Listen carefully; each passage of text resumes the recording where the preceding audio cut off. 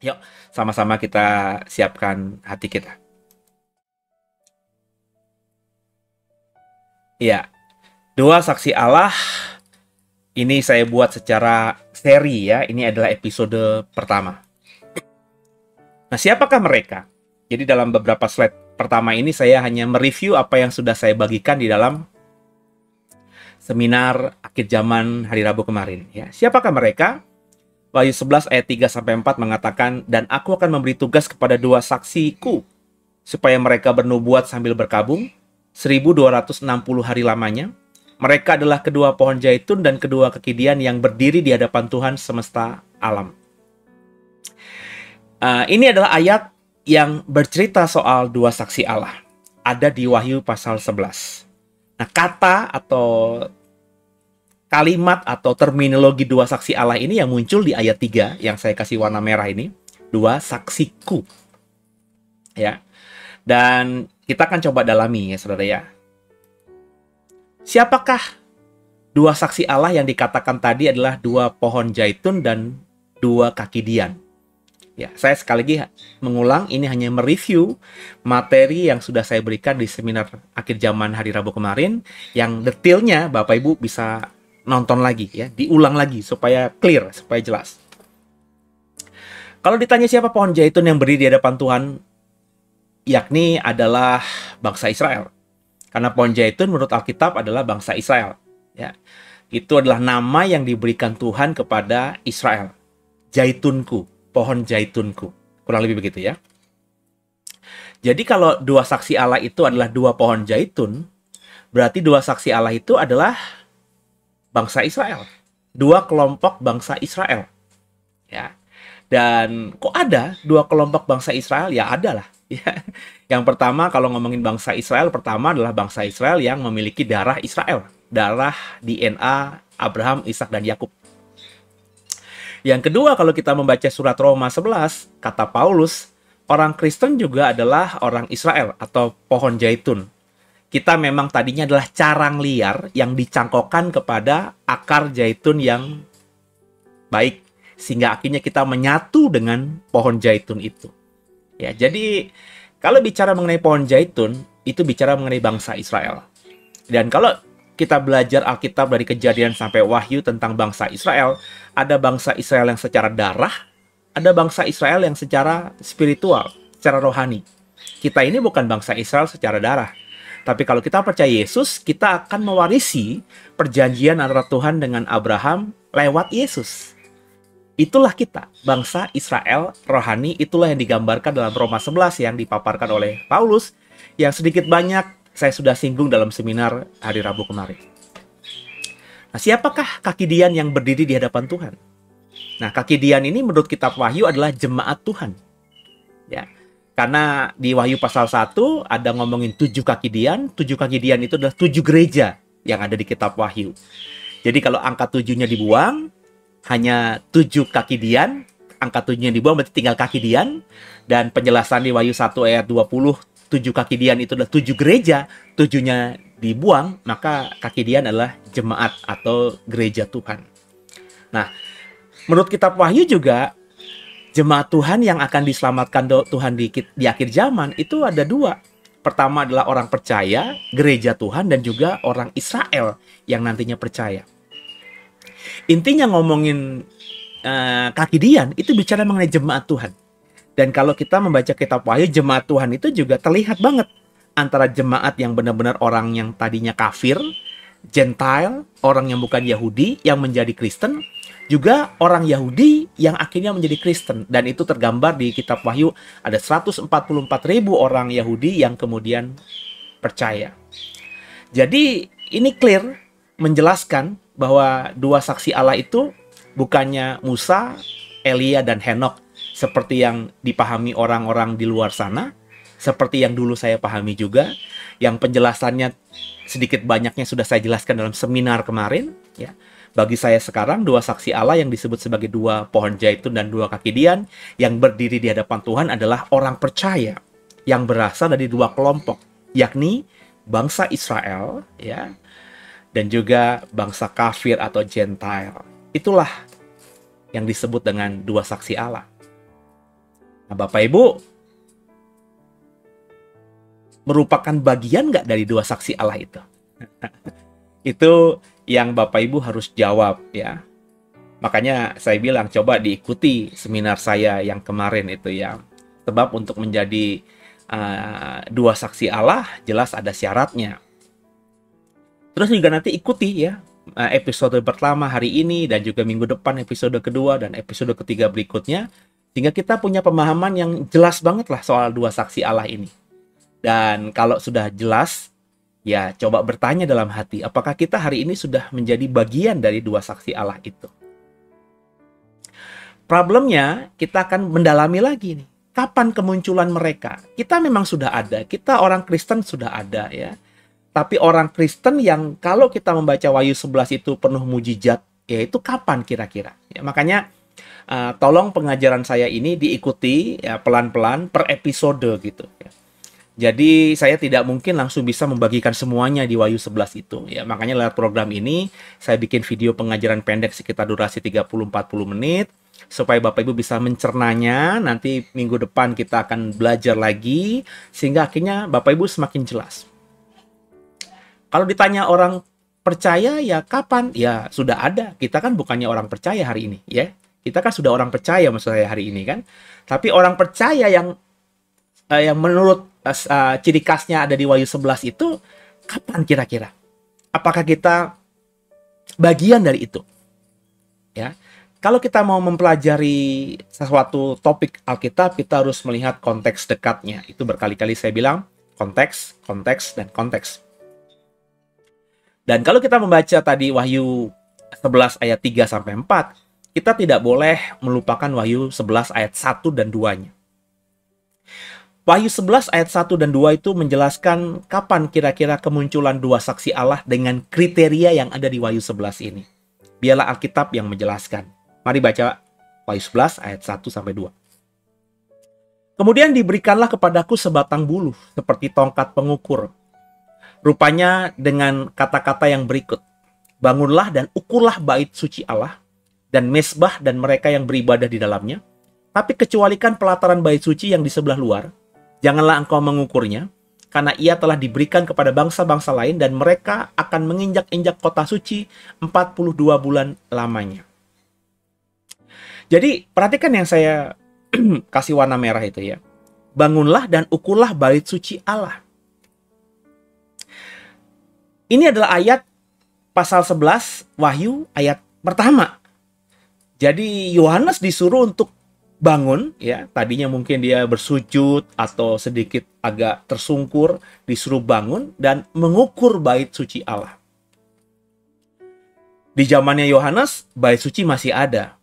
Cuman kan Yohanes saat ini sedang melihat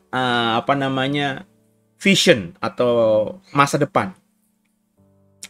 Kalau Yohanes ini mendapatkan wahyunya di Pulau Patmos dan itu diperkirakan para teolog kemungkinan di tahun 90 bait Allah yang dibangun Herodes itu sudah nggak ada karena bait Allah Yahudi yang ada di Yerusalem yang dipugar oleh Herodes di zaman Tuhan Yesus itu dihancurkan di tahun 70 Masehi oleh Kaisar Titus, Kaisar Roma. Hancur. Ya. Yang disisakan cuma tembok barat aja yang kalau Bapak Ibu sekarang ke Israel, orang-orang Yahudi itu menyebutnya sebagai tembok ratapan.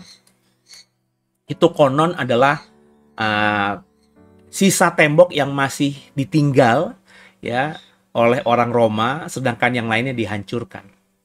Itu untuk kalau kita baca sejarah versi Roma untuk agar orang Yahudi ingat dikjayanya Roma, ya kalau berontak kepada Roma maka semua bisa diratakan. Jadi tembok ratapan itu, tembok barat itu kalau kita membaca dalam perspektif orang Roma ya, itu sengaja dibiarkan berdiri oleh orang Roma, tidak dihancurkan seperti bagian bait Allah yang lainnya, sebagai peringatan ya, sebagai tugu peringatan untuk orang Israel jangan macam-macam sama Roma, dan Roma itu menunjukkan siapa dirinya dibandingkan orang Yahudi. Bait Allah kalian bisa kuratakan, kurang lebih begitu. Jadi Yohanes ketika dapat wahyu di Pulau Patmos, bait Allah sudah nggak ada, tahun 70 sudah dihancurkan ya. Tapi paling tidak Yohanes pernah melihat bait Allah, karena ketika dia melayani Yesus di sekitar tahun 20-30 Masehi ya, bait Allah itu kan masih ada. Jadi ketika Yohanes dapat penglihatan di Pulau Patmos untuk mengukur bait suci, ini tentu bait suci yang ada di masa depan. Karena Yohanes dalam konteks wahyu sedang melihat vision, sedang melihat mimpi, sedang melihat akhir zaman. Nah, ayat ini muncul sebelum bicara soal dua saksi Allah. Jadi kalau ditanya kapan kemunculan dua saksi Allah ini, kalau kita membaca ayat 1 sampai ayat 2, kalau ini kita tafsirkan dengan jernih gitu ya, maka sebelum kemunculan dua saksi Allah dengan kriteria-kriteria yang ada di Wahyu 11 ini, harus sudah ada yang disebut dengan bait suci Allah. Inilah syarat kemunculan dari dua saksi Allah. Apa itu? Terbangunnya kembali bait Allah. Hari ini 2023 bulan Juli saya bagikan materi ini. Di Yerusalem, di Israel belum ada bait Allah. Orang Yahudi hanya beribadah di tembok ratapan, ya. Nah, pertanyaannya tentu harus kita kritisi kan. Bait Allah yang dimaksudkan di ayat 1 dan menurut saya harus ada dulu itu bait Allah apa? Bait Allah fisik, bangunan, atau bait Allah simbolik? Sebab kita selalu berdebat di situ, ya. Karena ayat Alkitab juga mengatakan bahwa tubuhmu adalah bait Roh Kudus. Maka banyak pendeta, banyak teolog yang mengatakan kalau bicara mengenai bait Allah ketiga itu tidak mungkin akan dibangun kembali. Sebab bicara mengenai bait Allah harus berdiri lagi itu bicara mengenai tubuh Kristus. Kita yang adalah bait Roh Kudus. Bait Allah itu dalam kita. Cuma saya memang masih konsisten untuk menafsirkan bahwa pembangunan bait Allah ketiga dalam konteks akhir zaman itu harus ditafsirkan literal, ya. Jadi bukannya simbolik, yakni kita adalah bait Allah, tapi benar-benar bait Allah secara fisik, secara bangunan itu harus berdiri. Kenapa alasannya? Alasannya ini. Kita baca lagi ya. Kemudian diberikan kepadaku sebatang buluh, saya tadi hanya mengulang saja. Wahyu 11 ayat 1 sampai 2. Seperti tongkat pengukur rupanya, dengan kata-kata yang berikut, bangunlah dan ukurlah bait suci Allah dan mesbah dan mereka yang beribadah di dalamnya. Tentu ini nggak bisa ditafsirkan kita, sebab suruh mengukur bait Allah dan ada mesbah di situ dan mereka beribadah dalam kita, kan nggak mungkin. Itu kan penafsiran yang tidak bisa ditafsirkan secara literal. Ya, jadi kalau menafsirkan secara simbolik bait Allah itu adalah orang percaya, ya siapa yang beribadah kepada orang percaya, kan begitu. Ya, kemudian ada kalimat yang cukup menarik juga nih di ayat yang kedua. Tetapi kecualikan pelataran bait suci yang di sebelah luar. Janganlah engkau mengukurnya, karena ia telah diberikan kepada bangsa-bangsa lain, dan mereka akan menginjak-injak kota suci 42 bulan lamanya. Kalau bait Allah itu ditafsirkan adalah diri kita adalah baitnya Roh Kudus gitu ya, maka yang dimaksudkan pelataran sebelah luar dari kita itu apa? Ya, karena orang Kristen kan sering berkata bait Allah itu kita. Bukankah kita berkata kita adalah bait Roh Kudus? Nah, kalau ini kita bawa ke dalam Wahyu pasal 11 ayat 2, pelataran bait Allah sebelah luar itu apa? Siapanya kita kalau bait Allahnya itu adalah tubuh ini, gitu kan saudara? Ini kan pertanyaan yang harus kita kritisi, ya.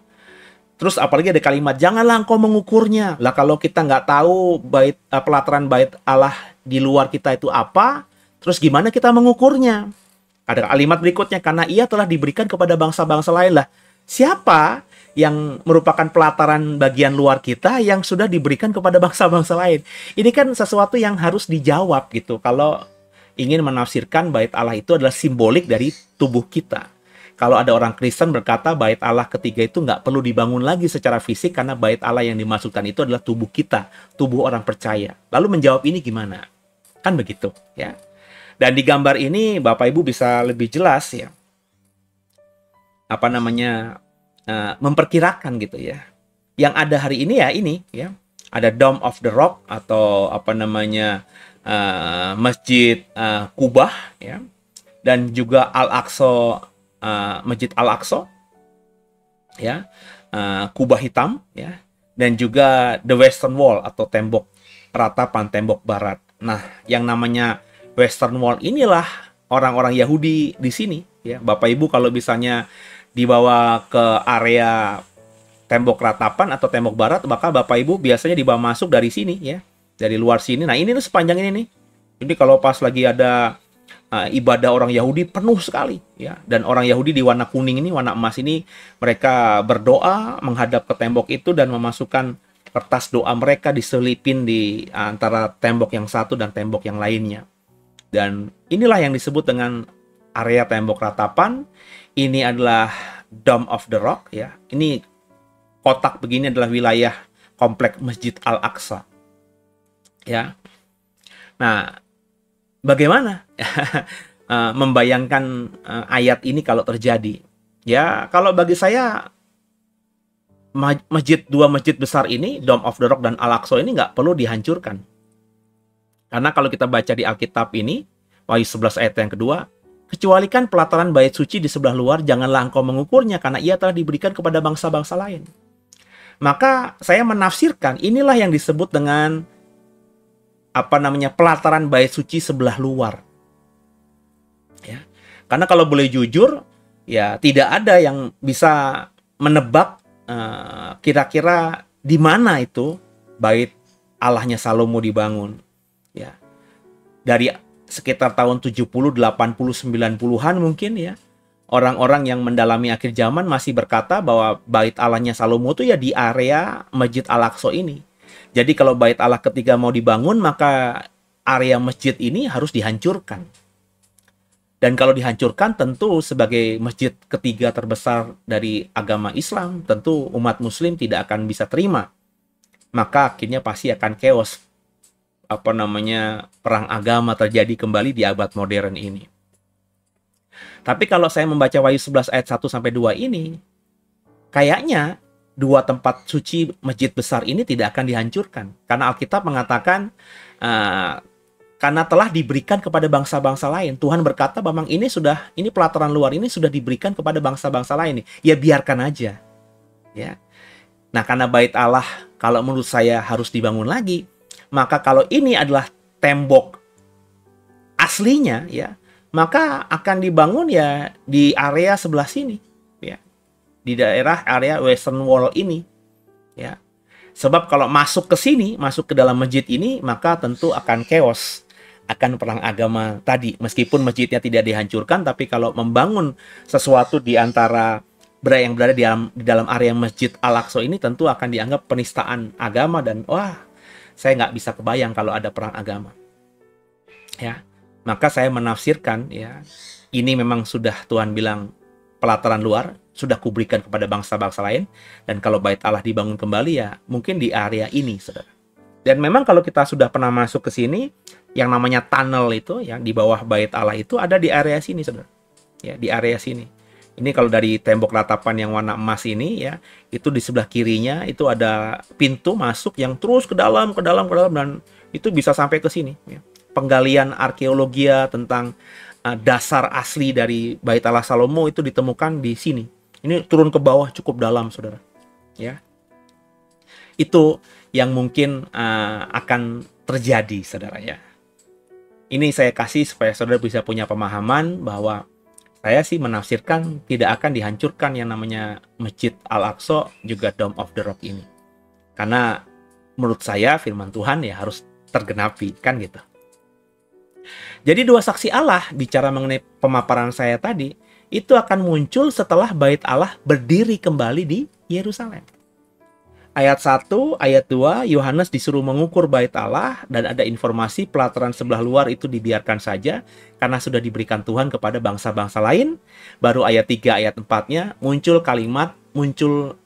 terminologi dua saksi Allah. Kalau kitab Wahyu ini dibaca secara kronologis, pasal 11 ini kita baca dengan kronologis, maka bait Allah harus ada dulu, baru muncul dua saksi Allah. Karena bait Allah itu ada di ayat 1 dan ayat 2, ayat 3, ayat 4 adalah saksi Allah, dua saksi Allah, maka bait Allah harus berdiri dulu, baru kemunculan dua saksi Allah.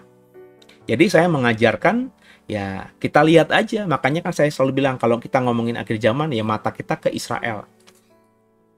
Kalau misalnya ada indikasi bait Allah akan dibangun kembali, itu maka dekat dengan antikristus nanti ya.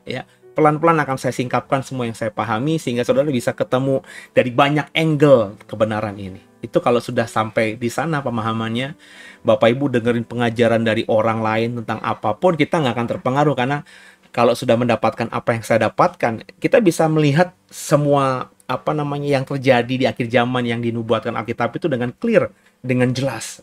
Ya. Jadi harus muncul dulu bait Allah. Tentu kemunculan bait Allah yang ketiga nanti ya, itu tidak semudah. Bangun bait Allahnya mungkin setahun 2 tahun selesailah dengan teknologi Israel yang canggih ya. Tapi proses menuju ke sananya itu kan butuh diskusi ya, butuh kesepakatan. Karena kalau Israel mau menang sendiri ya dunia Arab, dunia Islam pasti menentang, dan tentu akhirnya negara-negara yang ada di PBB juga akan menjadi chaos juga ya. Israel nggak mungkin gegabah demikian. Tapi percayalah ada momen nanti di mana antikristus bagi saya akan menjadi juru selamat dunia dengan mengizinkan ya, dengan pengaruhnya mengizinkan Israel membangun bait Allah dan sekaligus juga memberikan jaminan kepada orang Arab, orang Islam bahwa masjid mereka tidak akan diutak-utik ya. Jadi nanti ada apa ya? Ada kesepakatan, ada perjanjian damai bahwa nanti di wilayah yang tadi ada gambarnya tadi berdiri bait Allah, Dome of the Rock, juga Masjid Al-Aqsa. Nah, bait Allah Salomo dibangun pada tahun 957 sebelum Masehi. Dan kemudian dihancurkan oleh Nebukadnezar pada tahun 586 sebelum Masehi. Jadi umur dari bait Allah Salomo ini sekitar ya 400 tahun kurang. Apa yang dibangun Salomo indah itu akhirnya hancur di zaman Nebukadnezar ketika kerajaan Babel menyerang kerajaan Yehuda. Ya. Kemudian bait Allah itu dipugar lagi memang ya, atau berusaha untuk dibangun kembali ya di zaman Esra, Zerubabel, kurang lebih di tahun sekitar ya 400 tahun sebelum Masehi ya. Saya detailnya lupa, tapi mungkin sekitar tahun 550 sampai tahun 450 sampai tahun 500 sebelum Masehi ya. Jadi nggak jauh dari setelah Nebukadnezar menghancurkan menghancurkan Yehuda ya, menghancurkan Yerusalem. Karena kan pembuangan di Babel itu cuma 70 tahun, ya kan? Jadi kurang lebih ya 586 dikurang 70 ya kurang lebih sekitar tahun 500 sebelum Masehi. Ya. Itu mulai dibangun lagi, tembok-temboknya dibangun lagi. Tapi ya tidak jadi indah ya, karena banyak ada masalah di wilayah Yerusalem, di mana Yerusalem bukan lagi sebuah kerajaan tapi sebuah provinsi yang diperebutkan di zaman Yunani ya. Jadi pembangunan itu tidak begitu sempurna seperti zaman Salomo membangun bait Allah. Dibangun kembali di titik yang sama tapi tidak semegah bait Allah Salomo. Nah, renovasi bait Allah itu baru dilakukan secara menyeluruh, bahkan lebih megah, lebih besar oleh Herodes Agung. Itu dimulai tahun 19 sebelum Masehi, kemudian di sekitar tahun 5 Masehi atau 3 Masehi ya, itu sudah terbangun dengan megah, sehingga ketika Yesus lahir ya, di usia ke-8 Yesus dibawa ke bait Allah untuk disunat ya, itu bait Allah sudah berdiri. Jadi kurang lebih pembangunan atau renovasi besar-besaran sehingga bait Allah menjadi megah itu berlangsung sekitar 20-an tahun yang dipimpin oleh Herodes Agung.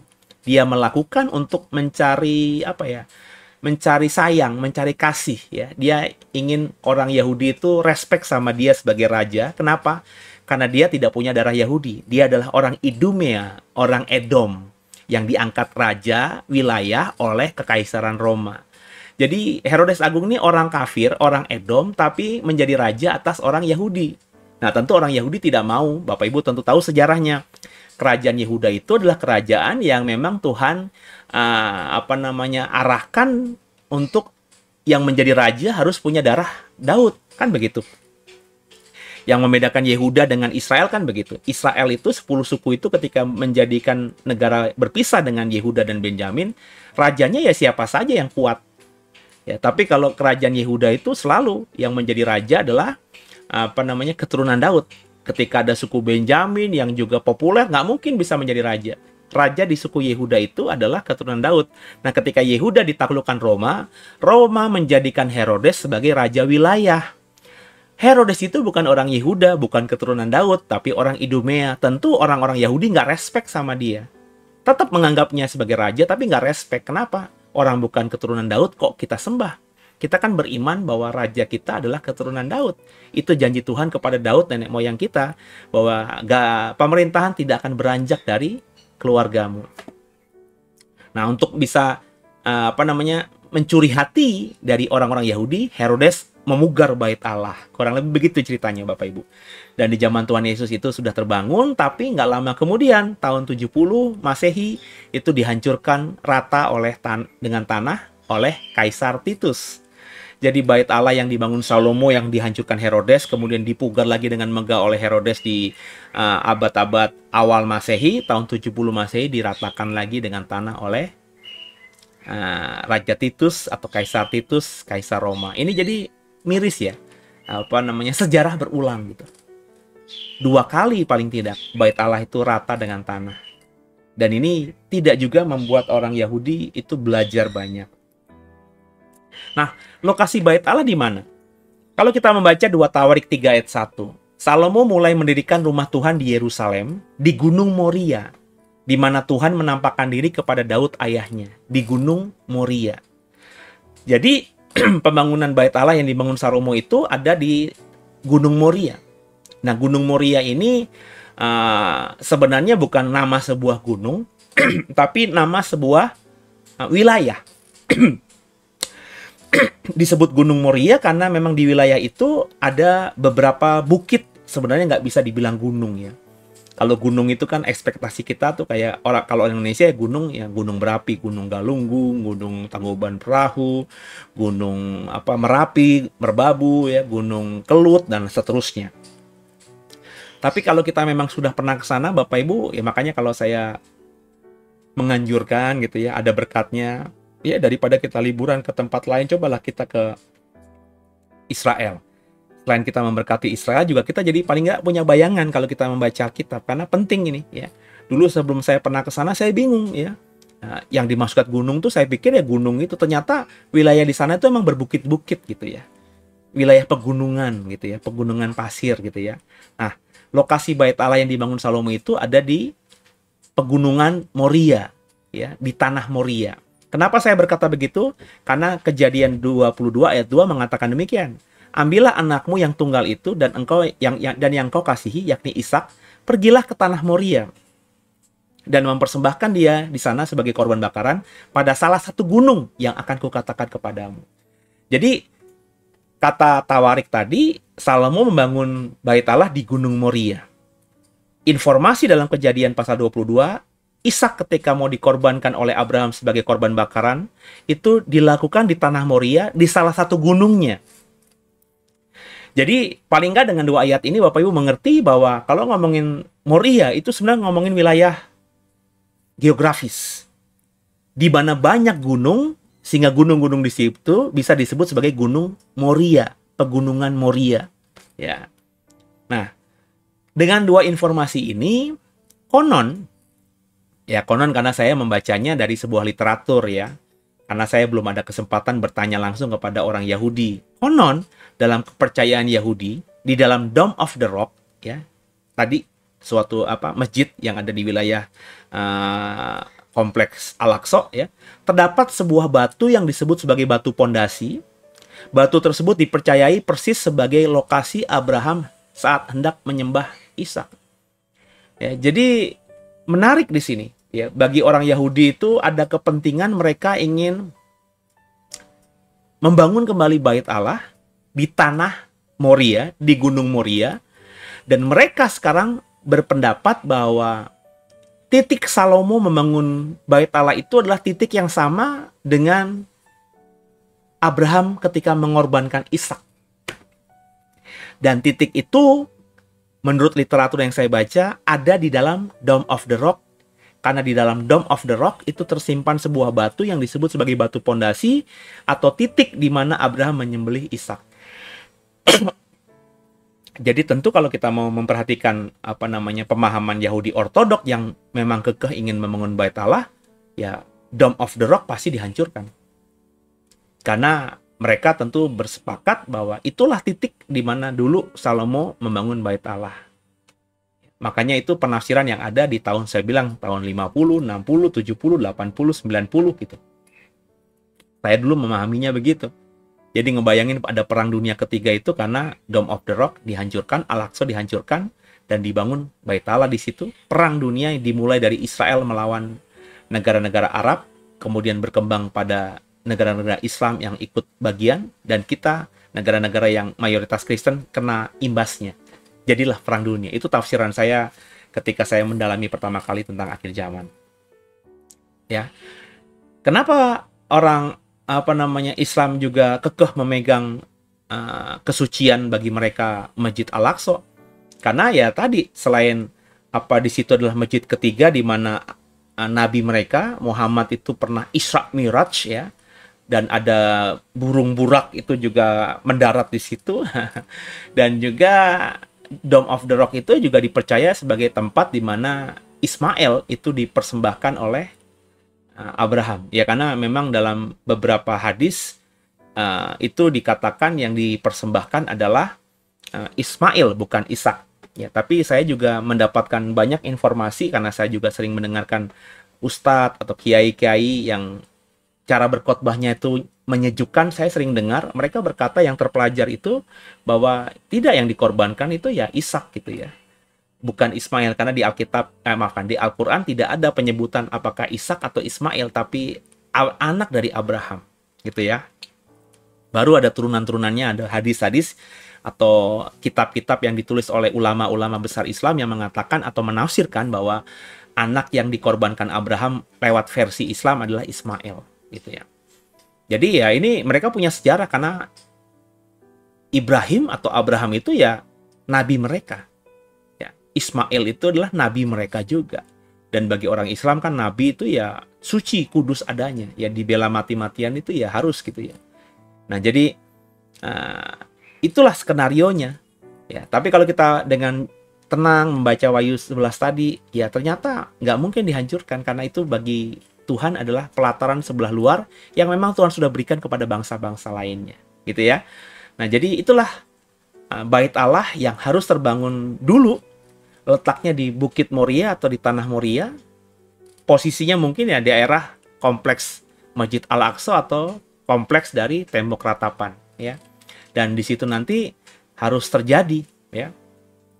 Ya, kalau Bapak Ibu perhatikan tadi, jika semua ini harus terjadi, maka ya suatu kelak nanti, entah kapan ya, di tempat yang sekarang dikenal sebagai kompleks Masjid Al-Aqsa atau kompleks Tembok Ratapan akan berdiri berdampingan Masjid Al-Aqsa dan Bait Allah Yahudi.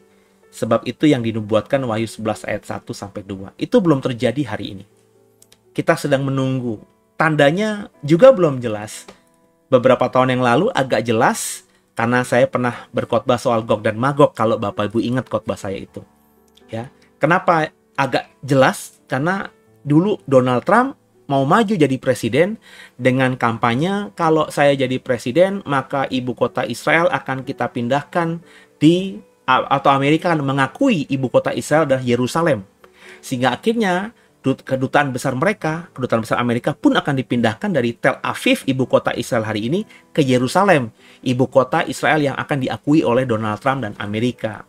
Makanya saya bilang, waduh, kalau benar-benar Yerusalem jadi ibu kota Israel, terus juga Amerika sebagai negara terbesar berpengaruh itu memindahkan kedutaan besarnya, jangan-jangan ini yang disebut dengan percepatan, yakni Bait Allah akan terbangun kembali. Dan kalau Bait Allah terbangun kembali, seperti yang saya paparkan di hari-hari ini, di materi ini, akan segera muncul dua saksi Allah dan percepatan akhir zaman akan cepat sekali. Tapi kan kita tahu ya, akhirnya Donald Trump tidak bisa lanjut di periode kedua, sehingga janji kampanyenya akan memindahkan kedutaan besar Amerika dari Tel Aviv ke Yerusalem sampai hari ini nggak berjalan. Atau pengakuan bahwa Yerusalem adalah ibu kota Israel yang sejati juga tidak terjadi. Ya, maka ya kita kembali lagi ke masa sebelum Donald Trump. Tidak jelas kapan ini akan terjadi. Jadi kalau Bapak Ibu mendalami tentang dua saksi Allah, saya yang sudah mendalami dua saksi Allah sudah saya bagikan. Maka sebelum dua saksi Allah, sebelum gereja Tuhan, sebelum umat Tuhan itu muncul dengan segala manifestasi pelayanan mujizatnya, seperti yang akan saya bagikan nanti di episode-episode berikutnya, menurut Wahyu 11, harus ada dulu bait Allah. Nah, hari ini tanda-tanda pembangunan bait Allah belum kita lihat, belum kita dengar secara masif. Meskipun secara sporadis sudah kita sering dengar, ya. Di mana mulai ada orang-orang Yahudi yang menyiapkan segala sesuatunya untuk hari-hari raya, untuk juga peralatan-peralatan suci di ruang bait Allah nanti. Ya, kalau Bapak Ibu sudah ke Yerusalem, terus minta rombongan datang ke Temple Institute, kita akan melihat itu ya, bagaimana semua apa yang diminta oleh imamat, ya, kitab Perjanjian Lama soal ibadah Yahudi itu sudah tersedia semuanya. Dan menariknya nanti, ya, di komplek yang sama akan ada 2 tempat suci ibadah agama yang paling punya pengaruh, yakni Islam dan Yahudi. Ya, ada gereja nggak di sana? Ya, tentu di Yerusalem ada gereja, ya, tapi tidak berada di area itu, ya. Dan tidak ada kepentingan juga mestinya gereja membangun gereja, ya, umat Tuhan membangun gereja di wilayah Masjid Al-Aqsa atau bait Allahnya Salomo, ya. Tentu nanti akan menjadi malah berantakan. Nah, kalau bait Allah sudah berdiri, ya, jika sudah tergenapi, maka pelayanan 2 saksi Allah akan dimulai. Siapakah 2 saksi Allah? Sudah saya review tadi, 2 saksi Allah adalah orang percaya yang berasal dari bangsa Israel secara DNA dan juga Gentile atau orang kafir, orang non-Yahudi. 2 saksi Allah itu adalah 2 pohon zaitun dan juga 2 kekidian, yang artinya sudah saya jelaskan ketika seminar hari Rabu kemarin dan saya ulangi di bagian depan di video ini. Jadi semoga diberkati. Semoga Bapak Ibu paham tentang 2 saksi Allah di episode pertama ini. Kita sedang bicara soal kapan 2 saksi Allah munculnya. Saya menjawab dengan semua pemahaman tadi bahwa 2 saksi Allah baru muncul kalau bait Allah terbangun kembali di Yerusalem. Kalau belum, saya menafsirkan 2 saksi Allah masih lama. Gitu ya saudara, ya. Jadi semoga saudara bisa mengerti, bisa paham, dan akhirnya kita mempersiapkan diri kita menjadi manusia yang jauh lebih baik. Haleluya. Semoga diberkati. Ya, jadi demikian materi episode pertama tentang 2 saksi Allah. Ya, Bapak Ibu ikuti seri berikutnya di minggu depan. Saya akan mengeksposisi ayat-ayat di Wahyu 11, ayat 5, 6, 7, dan seterusnya, yang akan kalau kita pahami memperkaya wawasan kita soal 2 saksi Allah, sehingga paling tidak karena kita tahu itu akan muncul, atau mungkin saja itu adalah kita bisa mempersiapkan diri agar ketika waktunya tiba, kita akan menjadi bagian dari 2 saksi Allah yang akan melayani Tuhan di akhir zaman. Semoga semuanya mengerti, dipahami. Terima kasih buat dukungannya menjadi member dari channel YouTube ini. Kenalkan kepada yang lainnya, agar yang lain juga banyak yang menjadi grup membership dari channel YouTube The Videos, sehingga bisa bertumbuh dan pelayanan digital kami ini bisa jadi berkat bagi banyak orang. Sampai jumpa di program-program berikutnya. Tetap semangat. God bless you.